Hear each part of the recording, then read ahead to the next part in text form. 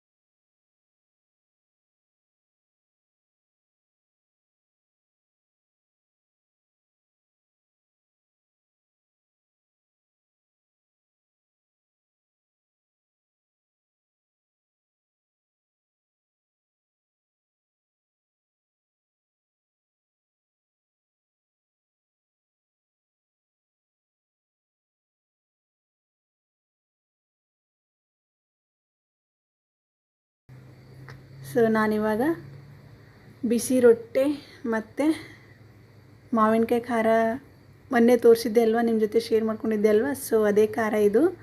So ಬಿಸಿ ರೊಟ್ಟಿ ಜೊತೆ ಉಂಡ್ರೆ ತುಂಬಾ ಚೆನ್ನಾಗಿರುತ್ತೆ, ತುಂಬಾ ಚೆನ್ನಾಗಿರುತ್ತೆ ಫ್ರೆಂಡ್ಸ್. ನೀವು ಕೂಡ ಒಂದ್ಸರಿ ಟ್ರೈ ಮಾಡಿ ನೋಡಿ, ಊಟ ಮಾಡಿ. ಆ ನಂತರ ನೋಡಿ ನನ್ನ ಮಗಳು ಹಿಂಡಿ ಕೊಡ್ತಾಯಿದ್ದಳು ಅಮ್ಮ, ಸೊ ಶೇಂಗಾ ಹಿಂಡಿ. ಸೊ ಅವಳು ಕೊಡ್ತೀನಿ ಅಂತ ಶೇಂಗಾ ಹಿಂಡಿ ಕೊಡ್ತಾಯಿದ್ದಾಳೆ ನೋಡಿ. ಒಳ್ಳಲ್ಲಿ ಕೊಡ್ತಾರೆ ನಮ್ಮೂರಲ್ಲಿ, ಸೊ ಒಳ್ಳಲ್ಲೇ ಕೊಡ್ತಾಯಿದ್ದಾಳೆ ನೋಡಿ ಅವರು ಕೂಡ. ಇವಾಗ ಇಬ್ಬರು ಕೂಡಿ ಶೇಂಗಾ ಹಿಂಡಿ ಕೊಡ್ತಾಯಿದ್ದಾರೆ ನೋಡಿ ಇವರು. ಆ ನಂತರ ನೋಡಿ ನಾವು ಕೂಡಿಗೆನ ಹಾಕಿದ್ವಿ ಅಲ್ವಾ, ಸೊ ನಮ್ಮೂರಲ್ಲಿ ಮಾಳಿಗೆ ಮೇಲೆ ಹಾಕ್ತಾರೆ ನಮ್ಮಲ್ಲಿ ಯಾವಾಗಲೂ ಕೂಡ. ಕೋತಿ ಅಥವಾ ಮಂಗ ಅಂತ ಕರಿತೀವಿ ಅಲ್ವಾ, ಸೊ ಅವು ತುಂಬಾ ಇವೆ. ಸೊ ಅದಕ್ಕೋಸ್ಕರ ಮೇಲ್ಗಡೆ ಹಾಕಿಲ್ಲ, ಸೊ ಕೆಳಗಡೆನೇ ಹಾಕಿದ್ರು. ಆದರೂ ಕೂಡ ನೋಡಿ ಬಂದಿವೆ ನೋಡಿ, ಬಂದು ಎಲ್ಲನೂ ಹಾಳು ಮಾಡುತ್ತೆ ಫ್ರೆಂಡ್ಸ್. ಸೊ ಅದಕ್ಕೋಸ್ಕರ ನೋಡ್ಕೋತಾನೆ ಕೂಡಬೇಕು. ಏನಾದರೂ ಹಾಕಿದರೆ ಈ ರೀತಿಯಲ್ಲಿರುತ್ತೆ ಹಳ್ಳಿಯಲ್ಲಿ, ಏನಾದರೂ ಹಾಕಿದರೆ ಮಾಡಿದರೆ ಎಲ್ಲನೂ ಕೂಡ. ಮೊದಲೆಲ್ಲ ಇರಲಿಲ್ಲ ಫ್ರೆಂಡ್ಸ್, ನಮ್ಮ ಊರಲ್ಲಿ ಕೋತಿ ಎಲ್ಲ ಏನೂ ಇರಲಿಲ್ಲ. ಇವಾಗ ಬಂದಿವೆ ಭಾಳಷ್ಟಿವೆ. ಸೊ ಏನೂ ಹಾಕಲಿಕ್ಕೂ ಆಗಲ್ಲ ಮೇಲ್ಗಡೆ, ಸೊ ಅದಕ್ಕೋಸ್ಕರ ಕೆಳಗಡೆ ಹಾಕಿದ್ದೀವಿ ನೋಡಿ. ಯಾವ ರೀತಿ ಹರುತ್ತೆ ನೋಡಿ ಫ್ರೆಂಡ್ಸ್. ಅದು ಏನಾದರೂ ಒಣ ದಾಣಿ ಇರುತ್ತೆ ಅಲ್ವ, ಸೊ ಅವನ್ನ ಹಾಕಿದರೆ, ಹಾಗೆ ಕೂಡಿಗೆ ಏನಾದರೂ ಹಾಕಿದರೆ ಕಾಯ್ಕೋತಾನೆ ಇರಬೇಕು ಫ್ರೆಂಡ್ಸ್. ಸೊ ಇಲ್ಲಾಂದರೆ ಬಂದು ಎಲ್ಲನೂ ತಿಂದು ಹೋಗುತ್ತೆ, ಹಾಳು ಮಾಡಿಬಿಡುತ್ತೆ ಎಲ್ಲನೂ ಕೂಡ. ಸೊ ನಾನಿವಾಗ ನೆಕ್ಸ್ಟ್ ಡೇ ಮಾರ್ನಿಂಗ್ ವ್ಲಾಗ್ನ ಸ್ಟಾರ್ಟ್ ಮಾಡಿದ್ದೀನಿ ನೋಡಿ. ಇವತ್ತು ನಮ್ಮ ಮನೆಯಲ್ಲಿ ರವೆ ಹೋಳಿಗೆನ ಮಾಡ್ತಾಯಿದ್ರು, ಸೊ ಅದನ್ನು ನಿಮ್ಮ ಜೊತೆ ಶೇರ್ ಮಾಡ್ಕೋಬೇಕು ಅಂತ ವಿಡಿಯೋನ ಮಾಡ್ತಾಯಿದ್ದೀನಿ ಇವಾಗ. ರವೆ ಹೋಳಿಗೆ ಅಂದರೆ ನನಗೆ ತುಂಬಾ ಇಷ್ಟ ಫ್ರೆಂಡ್ಸ್. ಸೊ ಅಮ್ಮ ರವೆ ಹೋಳಿಗೆ ಮಾಡ್ತಾಯಿದ್ದಾರೆ ಇವತ್ತು. ಯಾವ ರೀತಿಯಾಗಿದೆ ಅಂತ ಹೋಳಿಗೆ ನನಗೆ ಕಮೆಂಟ್ನಲ್ಲಿ ಹೇಳಿ. ಇವಾಗ ಯಾವ ರೀತಿ ಮಾಡ್ತಾರೆ ರವೆ ಹೋಳಿಗೆ ಅಂತ ನಿಮ್ಮ ಜೊತೆ ಶೇರ್ ಮಾಡ್ಕೊತಾ ಇದ್ದೀನಿ ನೋಡಿ.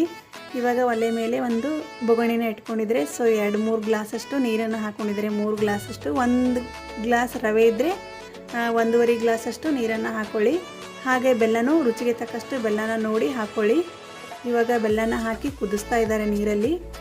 ಇವು ಬೆಲ್ಲ ಕರಗಿದ ನಂತರ ಸ್ವಲ್ಪ ಸೋಸ್ಕೋಬೇಕು ಜಾಲಿಯಿಂದ. ಸೋಸ್ಕೊಂಡ ನಂತರ ಸ್ವಲ್ಪ ಕುದಿ ಬಂದ ತಕ್ಷಣ ಸ್ವಲ್ಪ ಒಂದು ಸ್ಪೂನಷ್ಟು ಎಣ್ಣೆನ ಹಾಕೋಬೇಕು. ಆನಂತರ ಹೆಸರಲ್ಲಿಯೇ ಏಲಕ್ಕಿ ಪೌಡ್ರ್ ಕೂಡ ಹಾಕ್ಕೊಳ್ಳಿ ಫ್ರೆಂಡ್ಸ್. ಸೊ ಮಿಸ್ ಆಗಿದೆ ವಿಡಿಯೋ. ಸೊ ಇವಾಗ ರವೆನ ಹಾಕ್ತಾ ಇದ್ದಾರೆ ನೋಡಿ.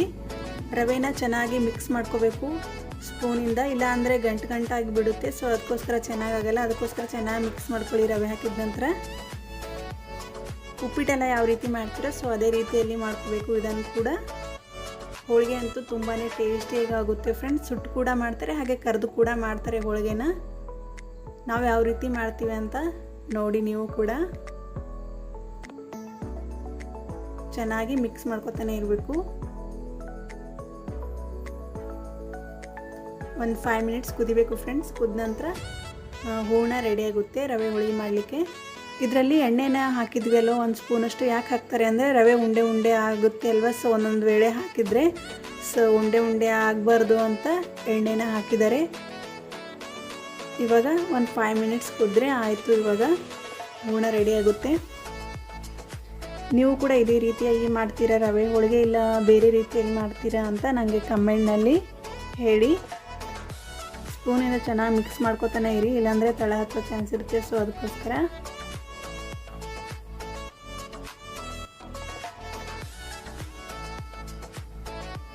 ಇವಾಗ ಕುದೀತಾ ಇದೆ ಇನ್ನು. ಇವಾಗ ನೋಡಿ ರೆಡಿಯಾಗಿದೆ. ಗ್ಯಾಸ್ನ ಆಫ್ ಮಾಡ್ಕೊಂಡಿದ್ದಾರೆ ನೋಡಿ.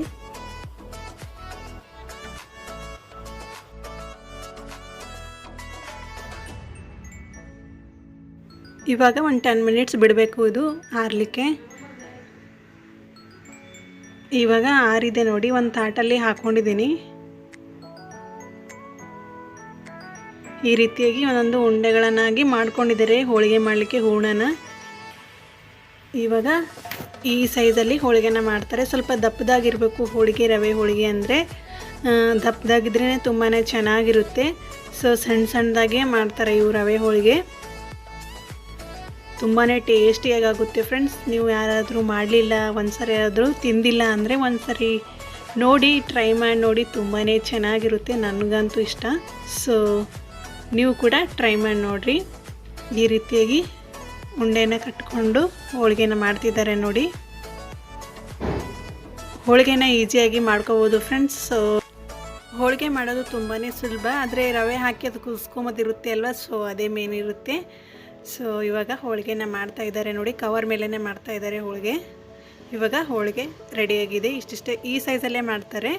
ಇವಾಗ ಒಂದು ಹಾಕಿದ್ದಾರೆ ನೋಡಿ ಹೋಳಿಗೆನ. ಸೊ ಈ ರೀತಿಯಾಗಿತ್ತೆ. ನಮ್ಮ ಮನೆಯಲ್ಲಿ ಕರಿತಾ ಇದ್ದಾರೆ. ಭಾಳಷ್ಟು ಜನ ಏನು ಮಾಡ್ತಾರೆ ಅಂದರೆ ಆಯಿಲಿ ಫುಡ್ ತಿಂಬಲ್ಲ ಅಲ್ವಾ, ಸೊ ಸುಟ್ಟು ಕೂಡ ಮಾಡ್ಕೋಬೋದು. ಸುಟ್ಟಿ ಮಾಡಿದ್ರೂ ಕೂಡ ತುಂಬಾ ಚೆನ್ನಾಗಿರುತ್ತೆ. ಆದರೆ ಕರೆದು ಮಾಡಿದ್ರೆ ಒಂದು ಟೈಪ್ ಟೇಸ್ಟ್ ಚೇಂಜ್ ಇರುತ್ತೆ. ಸೊ ನೀವು ಆ ರೀತಿಯಲ್ಲೂ ಒಂದು ಸರಿ ಟ್ರೈ ಮಾಡಿ ನೋಡಿರಿ. ಈ ರೀತಿ